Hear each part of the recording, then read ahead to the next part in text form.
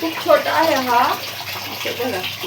आणि काल ह्या त्या मॅडमला भेटलेला आहे, तर त्यांच्या घरी कॅट असल्या कारणामुळे ते याला ठेवू शकत नाहीये.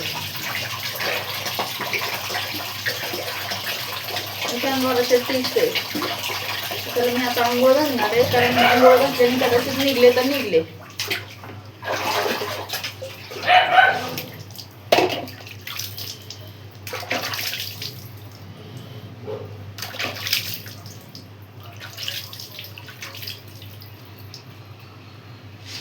थांब बच्चा, बच्चा बस बस बाळा.